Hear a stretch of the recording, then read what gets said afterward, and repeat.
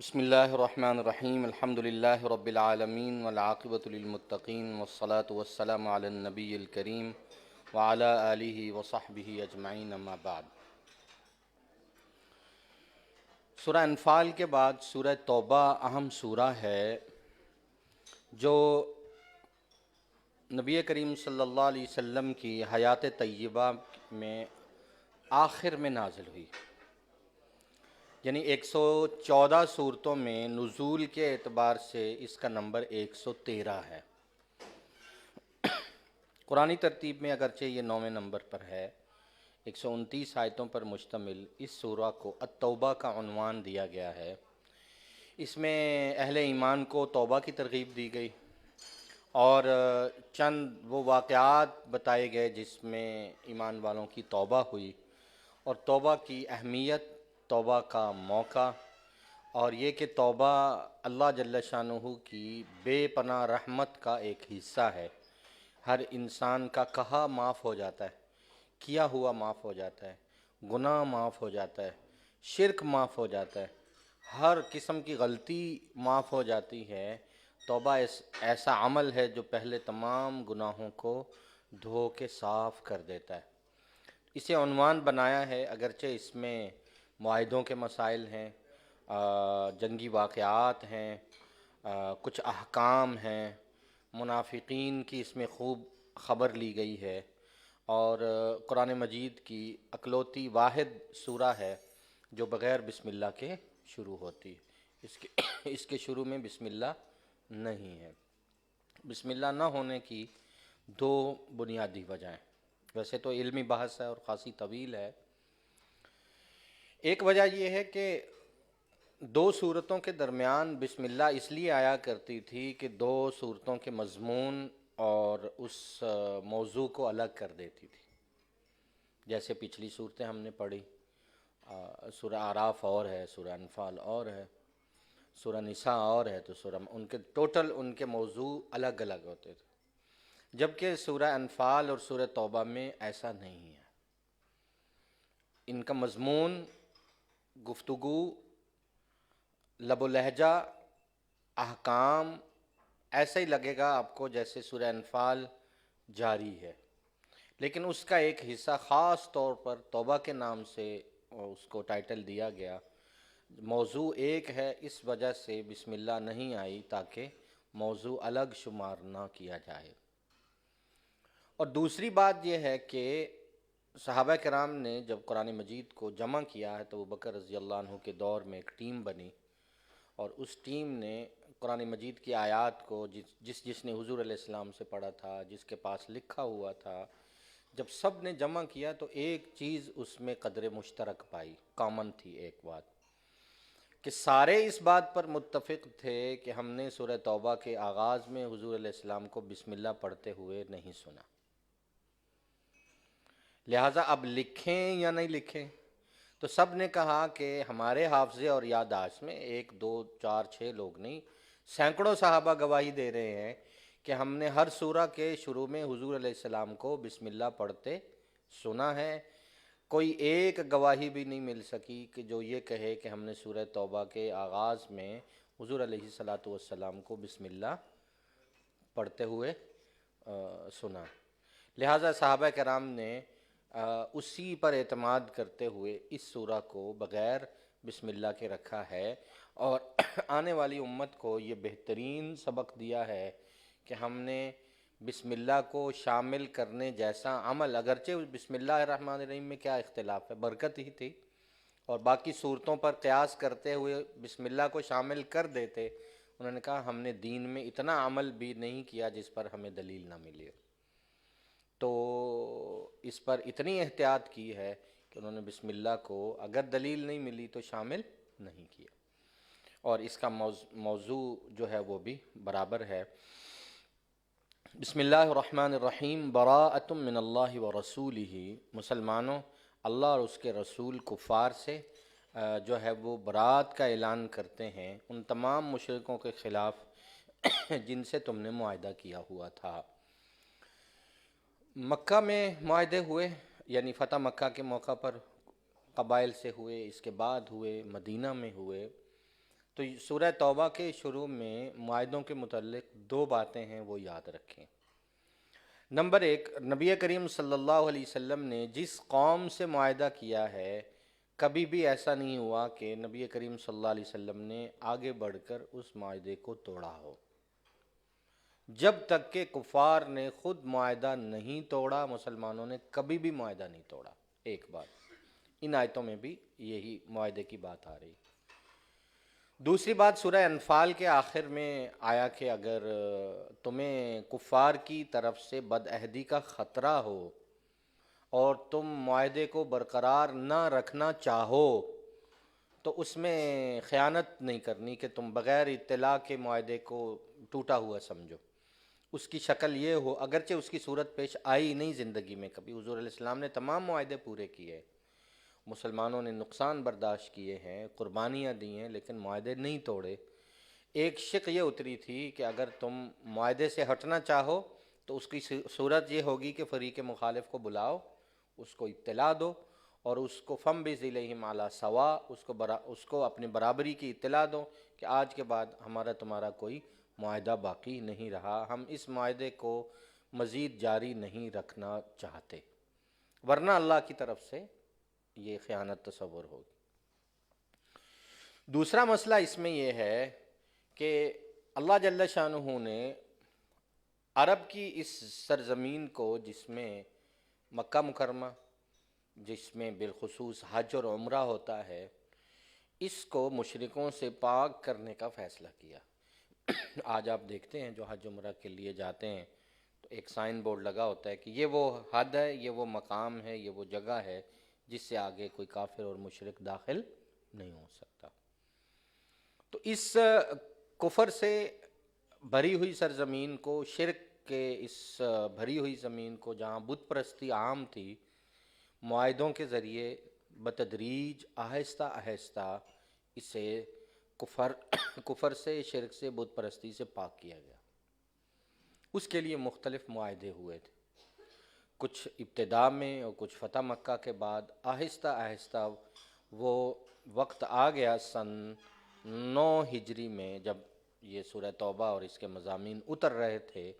تبھی وہ وقت آ گیا تھا جب یہ اعلان عام ہو گیا کہ آج کے بعد مسجد حرام کے آس پاس بھی، حدود حرم میں جہاں حرم حدود میقات طے کی گئیں، آج کے بعد اس میں کوئی مشرک قدم نہیں رکھ سکتا۔ اس کے یہ مختلف معاہدے اور باتیں آئیں گی۔ یہ دو باتیں سورہ توبہ کے شروع میں ضروری ہیں۔ انہیں آپ موقع دو کہ 4 مہینے ہیں تمہارے پاس، جس نے مکان بدلنا ہے، تجارت بدلنا ہے، ہم 4 مہینے کا موقع دے رہے ہیں۔ 4 مہینوں کے اندر اندر تمام مشرکین اور کفار، 10 ہجری کی بات ہے، 9 ہجری کی سوری، کہ تمام جو معاہدہ جن سے ہوا ہے وہ ہم ان کو یہ اطلاع دے رہے ہیں کہ 4 مہینے کے اندر اندر وہ اس جگہ کو خالی کر لیں اور حدود حرم جو ہے وہ کفر اور شرک سے پاک ہے۔ وَأَذَانٌ مِّنَ اللَّهِ وَرَسُولِهِ، اور پھر آپ حج اکبر میں یہ اعلان کر دیں حج کے موقع پر کہ ہم یہ فیصلہ کر رہے ہیں کہ اللہ اور اس کے رسول مشرکوں سے بری ہیں۔ یہ حج اکبر کا لفظ ہے، اور اس میں ہمارے ہاں یہ عموماً غلط فہمی پائی جاتی ہے کہ وہ حج جو جمعہ کے دن 2 خطبے اکٹھے ہو جائیں اسے حج اکبر سمجھتے ہیں، حالانکہ ایسا نہیں ہے۔ دینی اصطلاح میں عمرہ حج اصغر ہے اور ہر حج حج اکبر ہے۔ ہر حج حج اکبر ہے اور عمرہ حج اصغر ہے۔ عوام میں یہ بات مشہور ہے کہ عام حج حج اصغر ہے اور جمعہ اور حج کے خطبے جس دن جمع ہو جائیں وہ حج اکبر ہے، تو ایسا نہیں۔ فَإِن تُبْتُمْ، اگر یہ لوگ توبہ کر لیں، ایمان قبول کر لیں تو یہ بہتر ہے، اور اگر یہ پیٹھ پھیرتے ہیں تو جان لیں اللہ کا وعدہ سچا ہے، اللہ کا اعلان پکا ہے، ہم حدود حرم کو شرک سے پاک کرنے کا فیصلہ کر چکے ہیں۔ فَاعْلَمُوا أَنَّكُمْ غَيْرُ مُعْجِزِ اللَّهِ، جان لو کہ یہ لوگ اللہ کو عاجز نہیں کر سکتے۔ ان کافروں کو دردناک عذاب کی خبر سنا دیجئے۔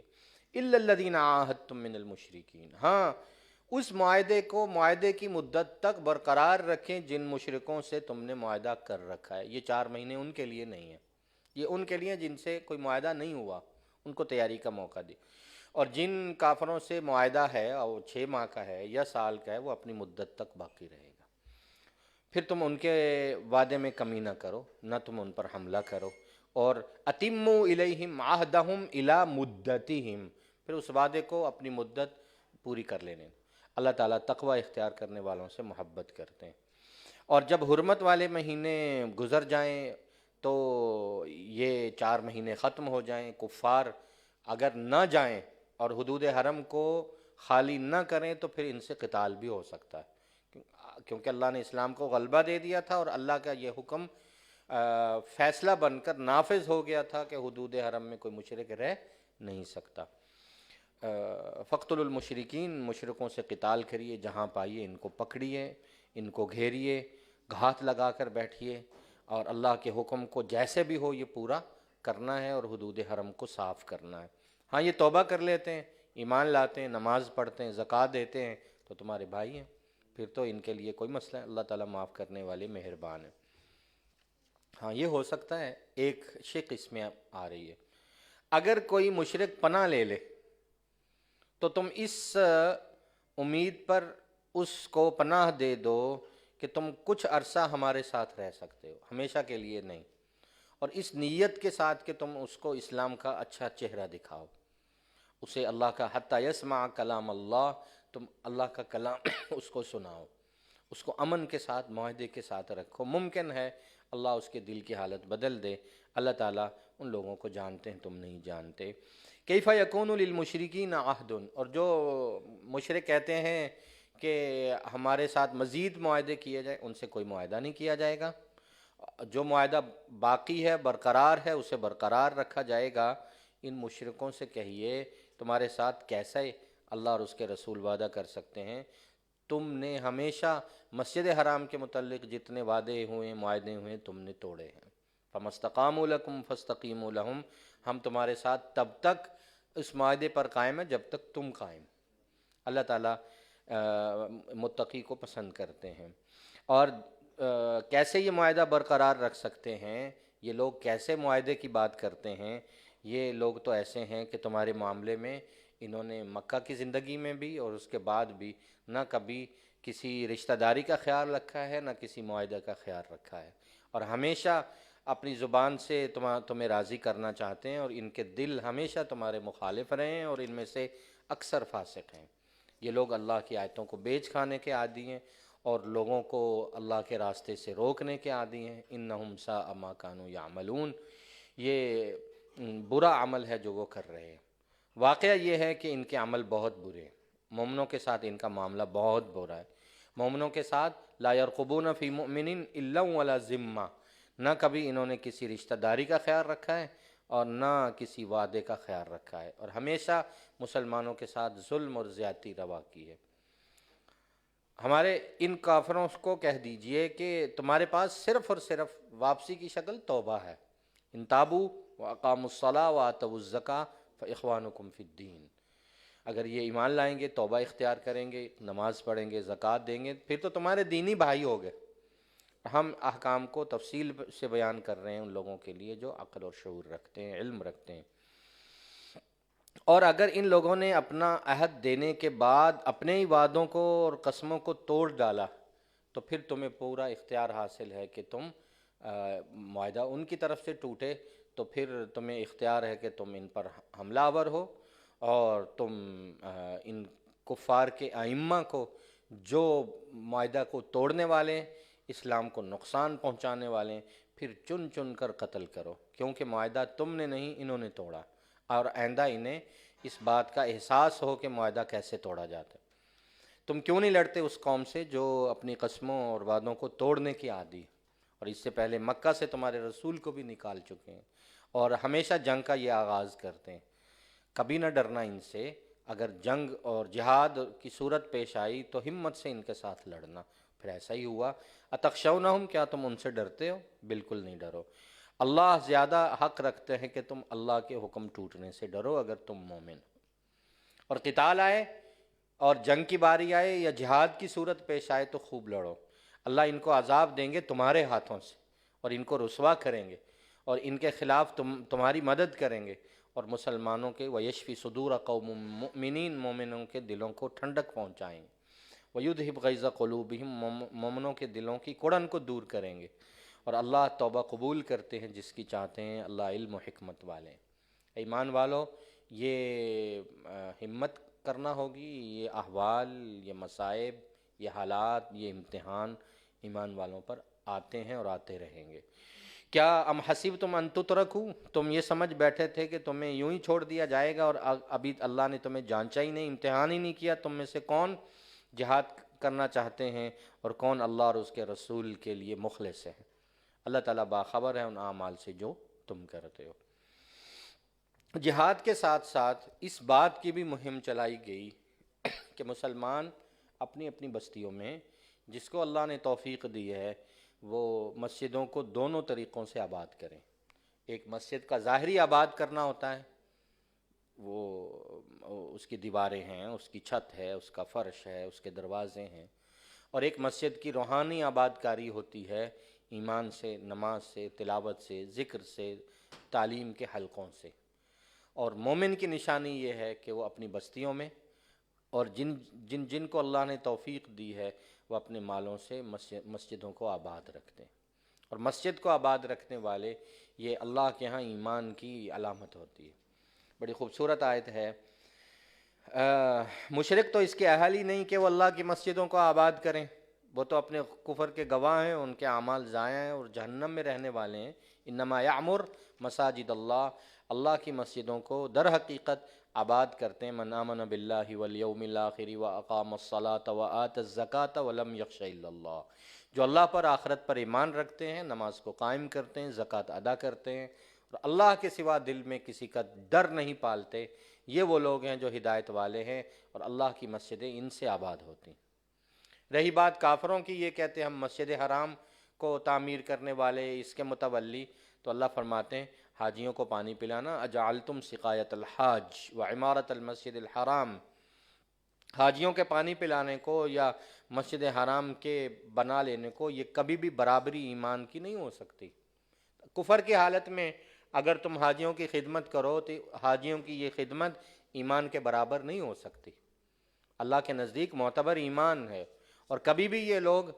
برابر نہیں ہو سکتے اس شخص کے جو ایمان لائے اللہ پر، آخرت پر، اور اللہ کے راستے میں جہاد کرتا ہے۔ لا یستوون عند اللہ، اللہ کے ہاں یہ مقام میں برابر نہیں ہو سکتے۔ واللہ لا یہدی القوم الظالمین، اللہ ایسے ظالموں کو ہدایت نہیں دیا کرتے۔ ہاں وہ لوگ جو ایمان لائے، وہاجروا وجاہدوا، ہجرت کی، جہاد کی، اللہ کے راستے میں مال جان لگائے، اعظم درجۃ عند اللہ، ان کے بڑے رتبے ہیں اللہ کے ہاں، واولئک هم الفائزون، یہ دنیا میں بڑے مرتبے والے اور کامیاب ترین لوگ ہیں۔ ان کو خوشخبری دیتا ہے ان کا رب برحمت منہ، اپنی رحمت کی، مغفرت اور رضا کی، اور اس جنت کی، لہم فیہا نعیم مقیم، کہ ان کے لیے اس میں ہمیشہ کے لیے دائمی نعمتیں ہیں اور اس میں ہمیشہ رہیں گے، بے شک اللہ کے ہاں بہت بڑا اجر ہے۔ ایمان والو، کبھی بھی اپنے آباء و اجداد کو، اپنے بھائیوں کو دوست نہ رکھو اگر وہ کفر پر پختہ ہیں، اگر کافر ہیں تو تمہاری ان سے کوئی تعلق اور دوستی نہیں۔ اور بدر میں ایسا ہی ہوا، کتنے ہی صحابہ ایسے ہیں کہ ان کے ہاتھوں سے ان کے قرابت داروں کی جان گئی۔ حضرت عمر رضی اللہ تعالیٰ عنہ کے ہاتھوں ان کے ماموں قتل ہوئے، اور حضرت ابو عبیدہ بن جراح رضی اللہ عنہ کے ہاتھوں ان کے والد قتل ہوئے، اور آئے یا رسول اللہ مجھے دکھ ہے کہ میرا والد بغیر ایمان کے اس دنیا سے گیا ہے، اور مجھے خوشی ہے کہ باپ کی محبت، آپ کی محبت پہ غالب نہیں آ سکی۔ اور حضرت ابو بکر کے بیٹے ایمان نہیں لائے تھے، بڑے عبد الرحمن، انہوں نے کہا جب بعد میں ایمان لائے تو اپنے والد سے کہا ابا جان بدر میں آپ میری تلوار کے نیچے آ گئے تھے، میں نے باپ کر کے آپ کو چھوڑ دیا۔ اور فرمایا حضرت ابو بکر نے جواب میں قسم ہے اس ذات کی جس کے قبضے میں میری جان ہے، تم اگر میری تلوار کے نیچے آتے تو بیٹا سمجھ کر کبھی نہ چھوڑتا، کیونکہ میں اللہ اور اس کے رسول سے وفا کا اقرار کر چکا۔ وَمَن يَتَوَلَّهُم مِّنكُمْ، جو اللہ سے تعلق رکھ لیتے ہیں تو وہ ایمان والے ہیں، اور جو اللہ کے اس حکم کو توڑیں گے اور کفر کے باوجود اپنے قرابت داروں سے دوستی رکھیں گے وہ اللہ کے ہاں ظالم شمار ہوں گے۔ قل، اے پیغمبر صلی اللہ علیہ وسلم ایمان والوں کو یہ پیغام دیجئے۔ یہ 24ویں آیت سورہ توبہ کی بہت اہم آیت ہے، اور صحابہ کرام اسے پڑھا کرتے تھے اور بڑے خط میں اپنے گھروں میں لگایا کرتے تھے، اپنے سامنے رکھا کرتے تھے اس آیت کو، اور کہتے تھے اس میں 8 محبتیں ہیں جو ہم اپنے دل میں پالتے ہیں، اور اللہ نے ان 8 محبتوں کو ایک پلڑے میں رکھا ہے، اور اللہ اور اس کے رسول کی محبت کو ایک پلڑے میں رکھ کے کہا ہے کہ یہ تم چیک کرتے رہنا پلڑا، اگر غیر اللہ کی محبت غالب پاؤ تو یہ سمجھ لینا کہ ایمان میں کمی ہے۔ 8 محبتیں ایک طرف ہیں، قل ان کان آباؤکم و ابناؤکم و اخوانکم و ازواجکم و عشیرتکم و اموال اقترفتموها و تجارت تخشون کسادها و مساکن ترضونها احب الیکم من اللہ و رسولہ و جہاد فی سبیلہ۔ کیا، واپس اس کا ترجمہ، تمہارے باپ کی محبت، بیٹوں کی محبت، بھائیوں کی محبت، بیویوں کی محبت، خاندان اولاد کی محبت، مال و دولت کی محبت جس کو زندگی بھر کماتے ہو، اور اس تجارت کی محبت جس میں خسارے سے ہر دم ڈرتے رہتے ہو، اور ان مکانوں کی محبت جس کو بڑے ہی شوق سے تم کھڑے ہو کے بنواتے ہو، احب الیکم، اگر یہ 8 محبتیں اللہ اور اس کے رسول اور اس کے راستے میں جہاد سے زیادہ ہیں تو پھر انتظار کرو، کسی وقت بھی اللہ کے عذاب کا کوڑا تم پہ برس سکتا ہے، حتیٰ یأتی اللہ بامری، پھر اللہ کسی وقت بھی تمہارا فیصلہ کر دیں، پھر تم مومن نہیں ہو، واللہ لا یہدی القوم الفاسقین، پھر تم فاسق ہو اور اللہ فاسقوں کو کبھی ہدایت نہیں دیا کرتے۔ لقد نصرکم اللہ فی مواطن کثیر، زندگی میں اللہ کہتے ہیں ایمان والو کتنے ہی موقع آئے ہیں اللہ نے تمہاری مدد کی، بالخصوص حنین کے دن جب مسلمانوں کی تعداد کفار سے پہلی جنگ تھی کہ زیادہ تھی، اور مسلمانوں کے دل میں خیال آیا کہ ہم تو 300-400 لوگ ہزاروں لشکروں پہ بھاری آتے ہیں، آج تو ہماری فتح اور جیت پکی ہے۔ اللہ فرماتے ہیں اذ اعجبتکم کثرتکم، ادھر تمہیں تمہاری کثرت نے عجب میں مبتلا کیا، مگن کر دیا اللہ سے، اور ادھر اللہ نے مدد و نصرت یوں ہٹائی کہ ضاقت علیکم الارض، دشمن نے ایسا حملہ کیا کہ تمہیں چھپنے کی جگہ نہ مل رہی تھی، اور زمین تنگ ہو گئی بما رحبت، کشادہ ہونے کے باوجود، اور تمہاری پیر کے تم جا رہے تھے، کوئی پتہ نہیں ہے کہ کہاں، اتنا سخت حملہ ہوا۔ پھر اللہ نے سکون اتارا اور مومنوں پر مدد اتاری، پھر ہم نے اندیکھی مدد، انزل جنود لم تروہا، وہ فرشتے اتارے جس کو تمہاری آنکھیں نہیں دیکھ سکتی تھی، پھر کافروں کو پکڑا اور پھر کافروں کو سزا دی، پھر ایمان والوں کی زبان سے توبہ نکلی، صحابہ نے کہا ہم اللہ اور اس کے رسول کی طرف رجوع کرتے ہیں، اور ہم اپنی کثرت پر نہیں اللہ کی نصرت پر یقین رکھتے ہیں، پھر اللہ نے تمہاری توبہ قبول کی، اللہ معاف کرنے والے مہربان۔ یوں اللہ فرماتے ہیں ایمان والو اب ہم یہ فیصلہ کر رہے ہیں انما المشرکون نجس۔ 10 ہجری میں نبی کریم صلی اللہ علیہ وسلم نے حج فرمایا، اور اس سے 1 سال پہلے سن 9 ہجری میں جو اسلام کا پہلا حج تھا، وہ نبی کریم صلی اللہ علیہ وسلم اس میں بعض مصروفیات کی وجہ سے تشریف نہیں لے کے جا سکے، اور امیر الحج اسلام میں سب سے پہلے حضرت ابوبکر رضی اللہ عنہ کو مقرر کر کے بھیجا، اور انہوں نے سن 9 ہجری میں مکہ میں یہ جا کے اعلان کیا جو یہ آیت آ رہی، انما المشرکون نجس، اللہ کا فیصلہ ہے، معاہدے اپنی اپنی مدت کو پہنچ چکے، اور اب کسی کافر کو حدود حرم میں رہنے کی گنجائش نہیں ہے، مشرک سارے کے سارے نجس ہیں، اور آج ہم فیصلہ کر رہے ہیں فلا یقرب المسجد الحرام بعد عامہم ھذا، اس سال کے بعد کوئی بھی مشرک حدود حرم کے اندر نہیں آ سکتا۔ اللہ فرماتے ہیں یہ فیصلہ پکا ہوگا مسلمانوں، تمہیں اب مفلسی کا ڈر ہے کہ ہمارے کاروبار اور تجارت کیسی چلے گی، تم دیکھو اللہ تمہیں کیسے اپنی غنا سے اور اپنے فضل سے تمہیں مالدار کرتا ہے، اللہ نے کیسے پھر مکہ اور مکرمہ میں تجارت اور مکہ اور مکرمہ میں لوگوں کی محبت اور ایسی آباد کاری کی ہے کہ اس سے زیادہ آباد شہر آج بھی دنیا میں نہیں ہے۔ اللہ تعالیٰ علم و حکمت والے ہیں۔ قتال کرو ان اہل کتاب سے بھی جو اللہ اور آخرت پر ایمان نہیں رکھتے، اور وہ اللہ کے حرام کو حلال اور حلال کو حرام قرار دیتے ہیں، اور کبھی دین کو دین حق نہیں مانتے، ان کے خلاف بھی قتال کرو، اور یہ قتال تب تک ہوگا جب تک وہ خوار ہو کر تمہیں جزیہ نہیں دیتے، کیونکہ یہ وہ لوگ ہیں، کیونکہ انہوں نے بھی شرک کی داغ بیل ڈالی ہے، اور یہود کہتے ہیں عزیر ابن اللہ، عزیر اللہ کے بیٹے ہیں، اور نصارہ کہتے ہیں مسیح اللہ کے بیٹے ہیں۔ یہ ان کے منہ کی باتیں ہیں، ان کے پاس کوئی دلیل نہیں، اور یہ ان لوگوں کی سی باتیں جو ان سے پہلے بھی کافر ہو گزرے ہیں۔ اللہ کی مار اور پھٹکار ہو ان پر، یہ کیسے فیصلے کرتے ہیں اور اللہ کی مخلوق کو کیسے کیسے شرک میں مبتلا کیے ہوئے، اور انہوں نے اپنے یہودی علماء، راہبوں، عیسائی درویشوں کو معبود بنا رکھا ہے اللہ کو چھوڑ کر، اور مسیح ابن مریم کو بھی معبود سمجھتے ہیں، حالانکہ اللہ کا حکم ہے وما امروا الا لیعبدوا الہا واحدا، ایک اللہ کے سوا اس دھرتی پہ کسی کی عبادت نہیں ہوگی، لا الہ الا ہو، اللہ کے سوا کوئی معبود نہیں، سبحانہ عما یشرکون، اللہ ان کی تمام شرکیاں باتوں سے بلند ترین اور پاک ہے۔ یہ چاہتے ہیں ان یطفئوا نور اللہ بافواہہم، اللہ کی نور کو اپنی پھونکوں سے بجھا ڈالیں، وَيَأْبَى اللَّهُ، اللہ فیصلہ کر چکے ہیں الا ان یتم نورہ، کہ اللہ اپنے نور اسلام کو پورا کر کے رہیں گے، وَلَوْ كَرِهَ الْكَافِرُونَ، اگرچہ یہ بات کتنی ہی ناگوار گزرے کفار کو، دین مکمل ہوا، اور دین اپنے تمام تقاضوں کے ساتھ اور دلائل کے ساتھ آج بھی مکمل ہے۔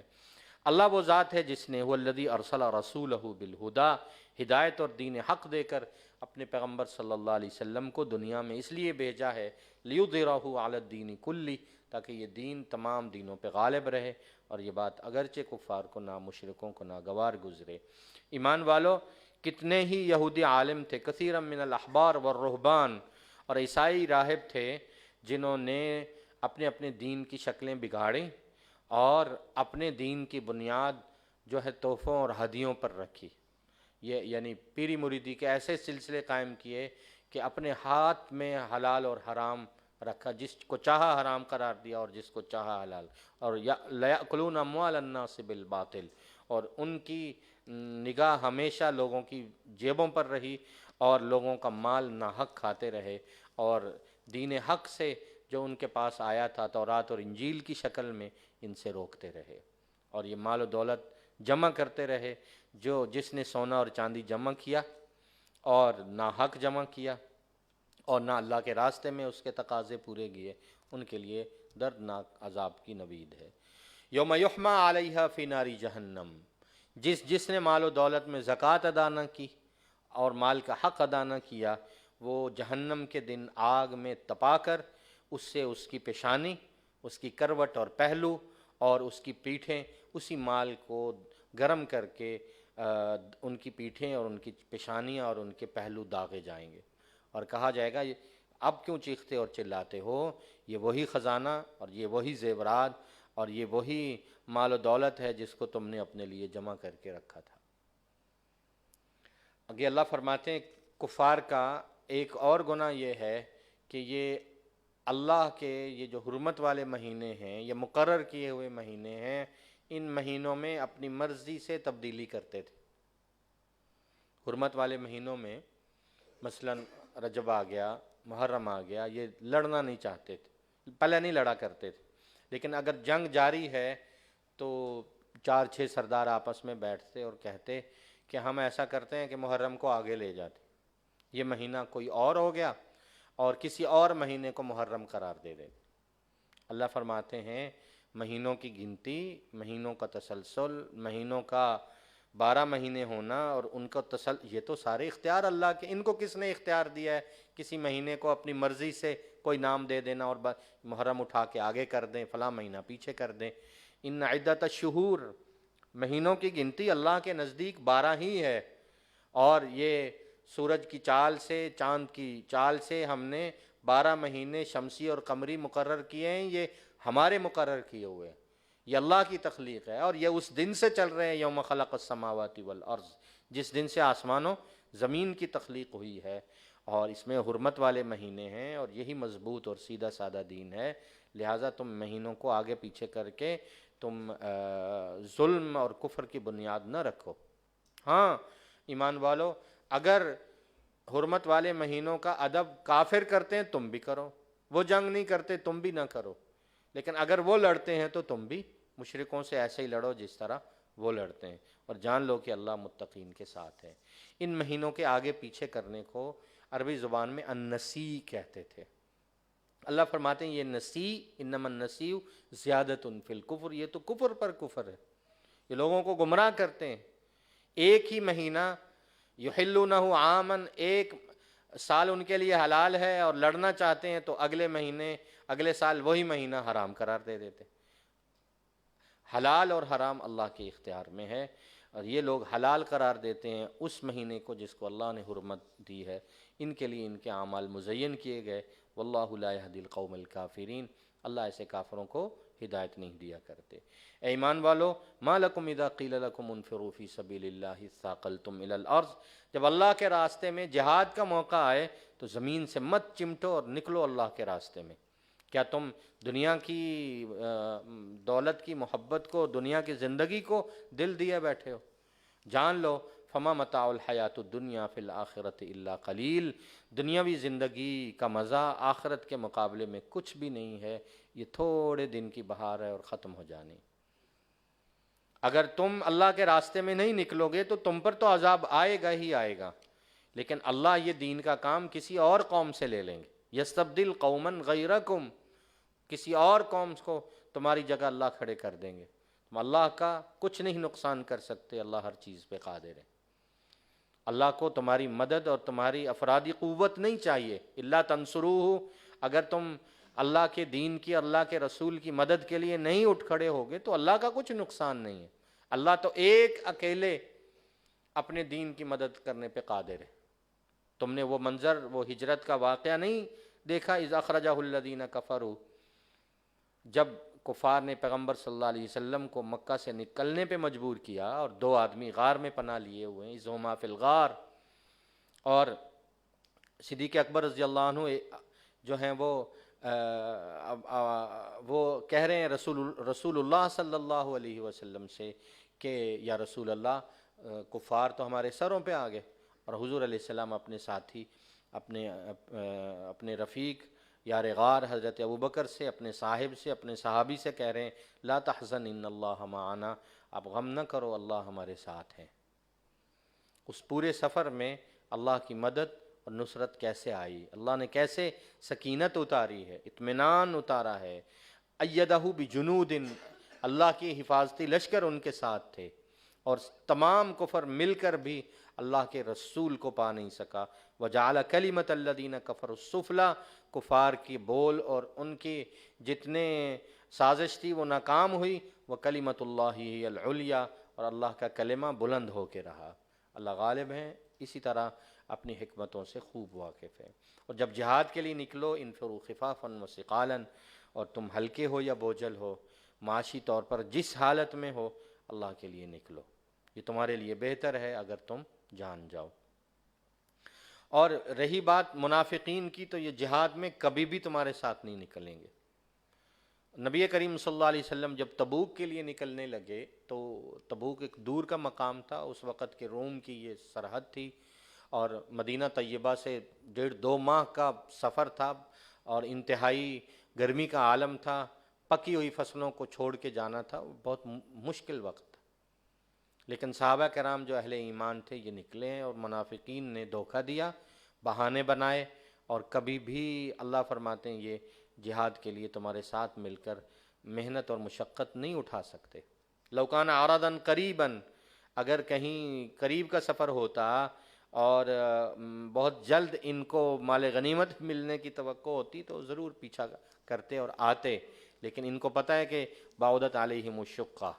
یہ کٹھن فاصلہ ان کو بہت دور کا نظر آ رہا ہے۔ یہ قسمیں اٹھائیں گے اور کہیں گے کہ ہم میں استطاعت نہیں ہے، ہم گھر سے مجبور ہیں، ہم بیمار ہیں، ہمیں یہ مسئلہ ہے،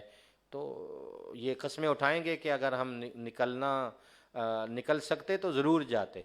اللہ فرماتے ہیں ان کے بہانوں نے ان کو دھوکے میں اور ہلاکت میں مبتلا کیا ہے۔ اللہ گواہی دیتے ہیں، جانتے ہیں کہ یہ لوگ منافقین جھوٹے ہیں۔ ادھر منافق آتا اور حضور علیہ السلام سے بہانہ کرتا، حضور اجازت دے دیتے۔ حضور علیہ السلام کو پتہ تھا جانا تو انہوں نے ہے نہیں، وقت کا ضیاع ہے۔ جب سب کو اجازت دے چکے تو اللہ جل شانہ کی طرف سے محبت بھری ڈانٹ آئی، تنبیہ۔ اتنی محبت ہے ان الفاظ میں کہ آپ یعنی جو عربی گرامر کو سمجھتے ہیں یا سوجھ بوجھ رکھتے ہیں وہ اس سے بہت لطف اندوز ہوتے۔ عموماً یہ ہوتا ہے کہ پہلے تنبیہ آتی ہے اور اس کے بعد معافی ہوتی ہے، عموماً ایسے ہوتا ہے، بڑا تنبیہ کرتا ہے، ڈانٹتا ہے، بتاتا ہے، اور اس کے بعد کہتا ہے اچھا ہم تمہیں معاف کر کیے دیتے ہیں۔ لیکن یہاں الٹ معاملہ ہے، اللہ فرماتے ہیں اے پیغمبر صلی اللہ علیہ وسلم، ہم چاہتے تھے کہ یہ منافق صفوں سے نکلیں، آپ ان سے کہو کہ یہ جائیں، اور یہ نہ جاتے، ان کے پول کھلتے، یہ ایک ایک آتے گئے، بہانہ بناتے گئے، آپ اجازت دیتے گئے،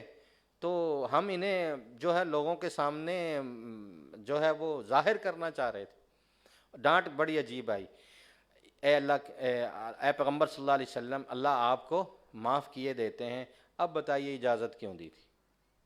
بڑا الٹ معاملہ ہے، انتہائی محبت کا معاملہ ہے۔ ہم یہ آپ کی غلطی نہیں، ہم نے آپ کو اختیار دیا تھا، اللہ آپ کو معاف کر رہے ہیں، لیکن بتائیے کہ ان کو اجازت دی کیوں تھی؟ ہم تو چاہتے تھے یتبین لک الذین صدقوا، سچے ظاہر ہوں، تعلم الکاذبین، جھوٹوں کا جھوٹ ظاہر ہو، مت اجازت دیا کریں ان لوگوں کو۔ آپ سے ایمان والوں نے اور جنہوں نے آخرت پر یقین رکھتے ہیں انہوں نے تو اجازت نہیں مانگی، ان یجاہدوا باموالہم وانفسہم، وہ تو مال اور جان لے کر اللہ کے راستے میں آ گئے۔ اللہ واللہ علیم بالمتقین، اللہ ان متقین سے خوب واقف ہے۔ انما یستأذنک الذین، اجازت لینے وہی آئے ہیں جو اللہ پر اور آخرت پر ایمان نہیں رکھتے اور جن کے دلوں میں شک ہے اور اپنے شک میں یہ ڈاواڈول تھے۔ ولو ارادوا الخروج،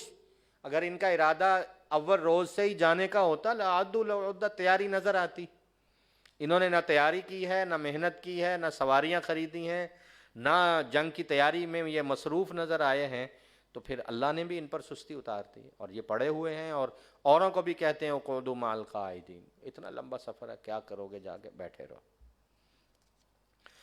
یہ بات درست ہے کہ اگر یہ تمہارے ساتھ جاتے، لو خرجوا فیکم ما زادوکم الا خبالا، تو یہ تمہیں سوائے فتنہ و فساد کے انہوں نے جنگ شنگ کوئی نہیں کرنی تھی، اور انہوں نے چاہنا تھا کہ مسلمان آپس میں جھگڑیں، اور انہوں نے فساد کے بیج ڈالنے تھے، اور یوں سمجھیے کہ یہ تم میں کفار کے جاسوس ہوتے اگر جاتے۔ اللہ نے اس لشکر کو تم سے پاک کر دیا، اللہ ان ظالموں کو خوب جانتے ہیں۔ یہ لقد ابتغوا الفتنة من قبل، ان لوگوں نے اس سے پہلے بھی بہت فتنے برپا کیے ہیں، یعنی احد میں، خندق میں، تو انہوں نے اس پوری اسلامی فتوحات کو ہمیشہ نقصان پہنچانے کی کوشش کی ہے۔ قلبوا لک الامور، لیکن حتی جاء الحق، اللہ نے بھی حق کو واضح کیا اور اللہ نے ان کے معاملے ظاہر کیے، اور ان کو یہی ناپسند ہے۔ ان میں سے کچھ ایسے ہیں اور جو کہتے ہیں اذن لی، آپ جو ہیں وہ ہمیں اجازت، ان میں سے ایک منافق تھا، اس کا نام جد بن قیس تھا، تو حضور علیہ السلام نے فرمایا تم نے تو بڑا وعدہ کر رکھا تھا کہ آئندہ جنگ ہوگی، جہاد ہوگا، تو میں آگے بڑھ چڑھ کر حصہ لوں گا، اب ہم روم کے خلاف جنگ کے لیے جا رہے ہیں اور تمہیں موقع مل رہا ہے تو آؤ، تم نے تو بڑا پکا وعدہ کیا۔ آگے سے کہتا ہے کہ جی میرا ارادہ تو بہت پکا ہے، لیکن نا میں ایمان کا بہت کمزور ہوں، روم کی جو خواتین ہیں وہ بہت حسین و جمیل ہوتی ہیں، لہٰذا مجھ سے جہاد نہیں ہونا، اور میں تو وہاں آرام سے بیٹھ جاؤں گا۔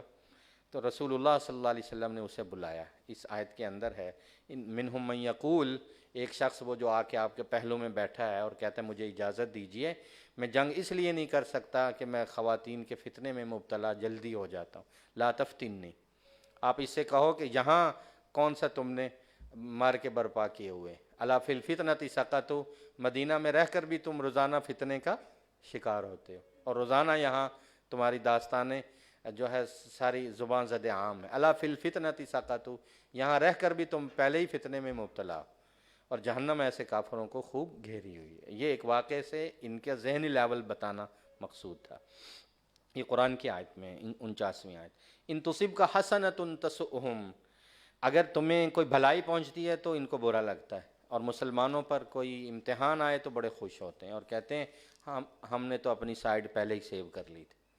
بڑے خوش ہوتے ہیں۔ ان سے کہیے ہمیں فتح ملے یا مصیبت، قل لن یصیبنا الا ما کتب اللہ لنا، ہم اللہ کا لکھا ہوا سمجھ کے قبول کرتے ہیں، وہ مولانا، اللہ ہمارے دوست، اللہ ہمارے مالک، ہم اللہ ہی پر مومن بھروسہ کرتے ہیں۔ قل، ان سے فرمائیے، هل تربصون، ہم شہید ہوں یا ہم فتح یاب ہوں، ہمارے لیے ہمارے اللہ نے احد الحسنیین، دو بھلائیوں میں سے ایک مقدر کر دی ہے۔ مومن تو کبھی ناکام نہیں ہے، وہ جیت کے آیا غازی تو کامیاب، اور وہ شہید ہو گیا تو کامیاب۔ تم اپنے ایمان کا فیصلہ کرو۔ ہمارے ہاں تو فتح و شکست کے ہم سارے کے سارے یہ راستے پاٹ چکے ہیں، اور ہمارے ہاں فتح و شکست، زندگی اور موت ایک ہو چکی ہے۔ وَنَحْنُ نَتَرَبَّصُ بِكُمْ، ہم انتظار کر رہے ہیں تمہارے بارے میں، کب تمہیں اللہ خود عذاب دیں گے یا ہمیں حکم ہوگا تم سے جہاد کرنے کا۔ فتربصوا، تم بھی انتظار کرو، ہم تمہارے ساتھ انتظار کر رہے ہیں۔ کہیے اے پیغمبر صلی اللہ علیہ وسلم، انفقوا طوعا او کرہا، کچھ منافقین ایسے ہیں جو کہتے ہیں ہم چندہ بڑا دے دیتے ہیں، خود نہیں جاتے۔ ان سے کہیے تم خرچ کرو یا نہ کرو، خوشی سے کرو یا جبر سے کرو، اللہ کو اگر تمہارا ایمان معتبر نہیں ہے تو تمہارا یہ انفاق بھی قبول نہیں ہے، کیونکہ اللہ کے ہاں تم فاسق قوم۔ وما منعهم ان تقبل منهم نفقاتهم، ان کا چندہ کیوں نہیں قبول ہوئے؟ اللہ فرماتے ہیں اس لیے کہ ان کے دلوں میں اللہ اور اس کے رسول کا کفر ہے، یہ نماز میں سستی سے آتے ہیں اور جی برا کر کے خرچ کرتے ہیں۔ فلا تعجبک اموالهم ولا اولادهم، ان کے مال اور ان کے اولاد آپ کو تعجب میں مبتلا نہ کرے۔ اگر ان کے مال کی کثرت ہے یا اولاد کی کثرت ہے تو اللہ انہیں عذاب دیں گے دنیا کی زندگی میں، اور ان کی جان کفر کے حالت میں ہی جائے گی۔ پھر یہ اللہ کی قسمیں اٹھاتے ہیں منافقین، اور آگے کہتے ہیں ہم تو تمہارے میں سے ہیں۔ اللہ فرماتے ہیں وما ہم منکم، دل کے اعتبار سے در حقیقت یہ کبھی بھی مسلمانوں کے ساتھ خیر خواہ نہ تھے۔ یہ لوگ چاہتے ہیں کہ ہمیشہ دین حق سے دور رہیں، اور یہ ڈرپوک لوگ ہیں۔ اگر جنگ کا اعلان ہو تو یہ چاہتے ہیں کہ کوئی پناہ گاہ مل جائے، کوئی غار مل جائے، کوئی گھسنے کی جگہ مل جائے، لولوا الیہ وہم یجمعون، بھاگ کر یہ کوئی پناہ لے لیں اور انہیں جہاد میں نہ جانا پڑے۔ اور ان میں سے بہت سے ایسے ہیں کہ منافقین وہ بھی ہیں کہ صدقات کی تقسیم کے معاملے میں یہ ہمیشہ تانا دیتے ہیں کہ آپ نے فلاں کو اتنا دے دیا، آپ نے فلاں، آپ ان کو دے دیں تو راضی ہیں اور ان کو نہ دیں تو ہمیشہ ناراض ہوتے ہیں۔ ان سے کہیے وَلَوْ أَنَّهُمْ رَضُوا، اگر یہ ایمان لاتے اور اللہ اور اس کے رسول کی تقسیم پہ راضی رہتے اور کہتے حسبنا اللہ، ہمیں اللہ کافی ہیں، سیؤتین اللہ من فضلہ ورسولہ، انہیں اللہ کی طرف سے جو فضل اور رسول اللہ صلی اللہ علیہ وسلم کا جو قرب ملتا ان کے لیے وہی بہتر ہوتا۔ انا الی اللہ راغبون، اور اگر یہ زبان سے کہتے کہ ہم اللہ سے تعلق لگانے والے۔ اگلی آیت میں صدقات اور زکوٰۃ کے مصارف، 8 مصارف کا بیان ہے کہ صدقات اور زکوٰۃ فقراء، مساکین، وہ اہلکار محکمہ کے لوگ جو اس وصولی پر ہوں بطور فیس کے لے سکتے ہیں، اور مؤلفۃ قلوب جو نئے اسلام لانے والے ہیں ان کی دل جمی کے لیے اور دلداری کے لیے، اور غلاموں کو آزاد کرنے کے لیے، مقروضوں کو قرض سے نجات دینے کے لیے، اور عمومی طور پہ اللہ کے راستے میں استعمال ہو سکتا ہے، اور بالخصوص وہ لوگ جو مسافر ہیں اور ان کے پاس اس وقت دستیاب رقم نہیں ہے، ان پر خرچ کیا جائے۔ یہ اللہ کی طرف سے فریضہ ہے، اللہ تعالیٰ علم و حکمت والے۔ انہی منافقین میں سے کچھ لوگ ایسے ہیں جو رسول اللہ صلی اللہ علیہ وسلم کو تکلیف دیتے۔ حضور علیہ السلام سراپا رحمت تھے، حضور کو معلوم سارا ہی ہوتا تھا کہ یہ منافق ہے، یہ بہانہ کر رہا ہے، یہ بہانہ کر رہا ہے۔ اب اللہ کے رسول صلی اللہ علیہ وسلم کو ان کی باتوں سے اذیت یوں پہنچتی کہ ایک آتا، عذر کرتا اور واپس جا کے کہتا کہ میں نے تو حضور علیہ السلام کو چکمہ دے دیا، اور بڑے آرام سے حضور مان گئے، اور کہتے وَيَقُولُونَ هُوَ أُذُنٌ، حضور تو سراپا کان ہیں، بس جو بات کرو قبول کر لیتے ہیں۔ اللہ فرماتے ہیں اذن، یہ جو رحمت ہے یہ سارے معاملات کی خبر رکھنے کے باوجود یہ صرف نظر کر لیتے ہیں اور تم سے باتوں کی کرید نہیں کرتے، یہ تمہارے حق میں ان کا رحمت ہونا خیر ہے۔ اگر جس دن ہم نے تمہارے پول اور راز ان کی زبان سے کھول دیے تو تمہارے لیے دردناک عذاب کے دروازے کھل جائیں۔ قُلْ أُذُنُ خَيْرٍ لَكُمْ يُؤْمِنُ بِاللَّهِ وَيُؤْمِنُ لِلْمُؤْمِنِينَ، حضور علیہ السلام کی رحمت سے فائدہ مومن اٹھا رہے ہیں اور حضور ان کے لیے رحمت ہے۔ تم نے جس نے حضور علیہ السلام کو ڈاج دے کر، معذرت کر کے، بہانے بنا کے اجازت لے کے، اور بعد میں کہا کہ حضور کو تو پتہ ہی کچھ نہیں چلتا، یہ انہوں نے ہمارے رسول کی توہین کیا اور ان کے لیے دردناک عذاب ہے۔ یحلفون باللہ لکم، بڑی قسمیں اٹھاتے ہیں کہ آپ راضی ہو جائیں، ہم اندر سے جو ہیں وہ تمہارے ساتھ ہیں۔ اللہ اور اس کے رسول حقدار ہیں کہ اس سے راضی رہا جائے اور ان منافقین سے دور رہا جائے۔ یہ لوگ جانتے نہیں، جو اللہ اور اس کے رسول سے ٹکر لیتا ہے تو جہنم اس کا مقدر ہے، خالدن فیہا، وہ اس میں ہمیشہ رہے گا، اور یہ بہت بڑی رسوائی ہے۔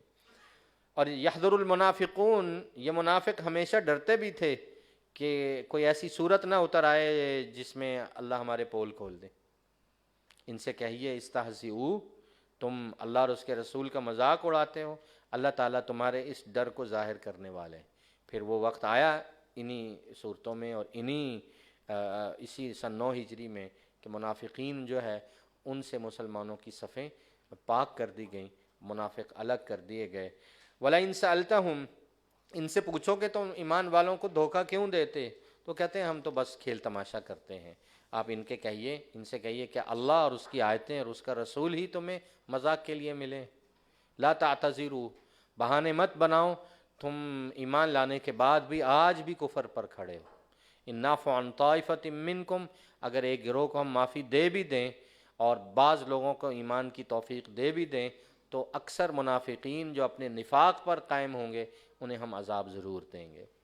المنافقون والمنافقات، مومن مرد اور عورتیں ان کے آپس میں دوستی ہے۔ منافق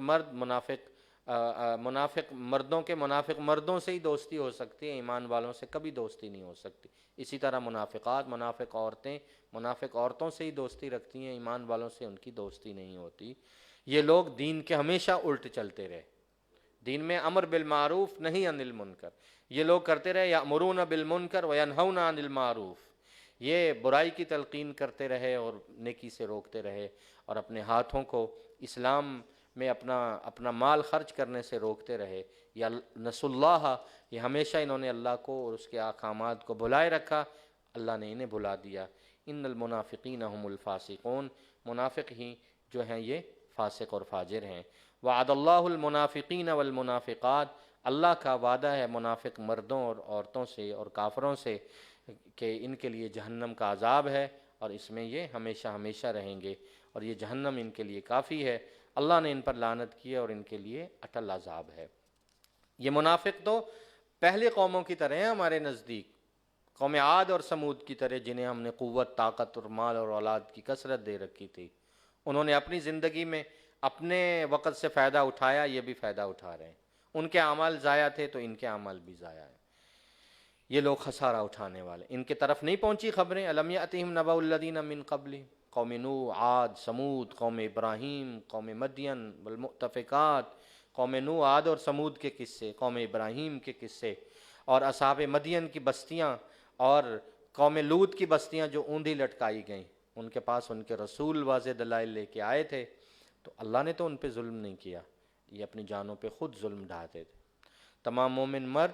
مومن عورتیں، یہ اللہ کے لیے ان کا تعلق ہوتا ہے، یہ دین حق کے راستے پہ چلتے ہیں۔ یأمرون بالمعروف، یہ نیکی کا حکم کرتے ہیں، برائی سے روکتے ہیں، نماز قائم کرتے ہیں، زکوٰۃ ادا کرتے ہیں، اللہ اور اس کے رسول کی اطاعت کرتے ہیں۔ ان پر اللہ رحم کریں گے، اللہ تعالیٰ غالب ہیں، حکمتوں والے ہیں۔ اللہ نے وعدے کر رکھے ہیں مومن مردوں اور عورتوں سے جنت کے،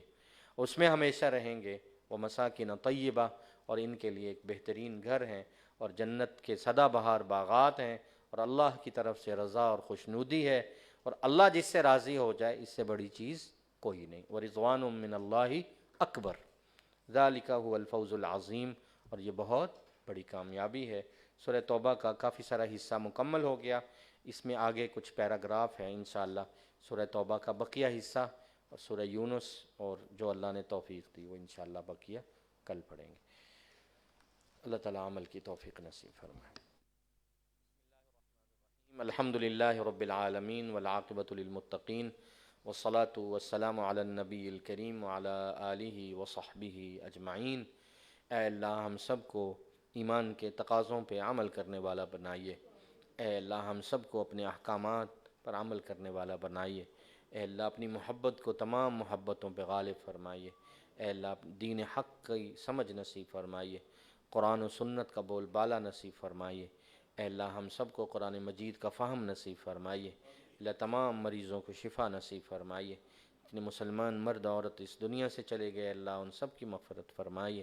اے اللہ ہم سب کو رمضان کی برکات نصیب فرمائیے۔ اے اللہ ان دوست گرامی احباب اور ماؤں بہنوں کے آنے کو قبول فرمائیے، دین کی ترقی کا ذریعہ بنائیے، قرآن پہ تدبر اور غور و فکر کا جذبہ نصیب فرمائیے، ہماری نسلوں کو قرآن سے وابستہ فرمائیے۔ اے اللہ تمام فتنوں سے شرور سے محفوظ فرمائیے، ہمارے ملک پاکستان پر رحم فرمائیے۔ اے اللہ ہم سب کو دین پر عمل کرنے والا اور خیر پہ چلنے والا، ذکر اور شکر کرنے والا بنائیے۔ وصلی اللہ تعالی علی حبیبہ سیدنا و مولانا محمد و آلہ و صحبہ و ذریاتہ اجمعین برحمتک یا ارحم الراحمین۔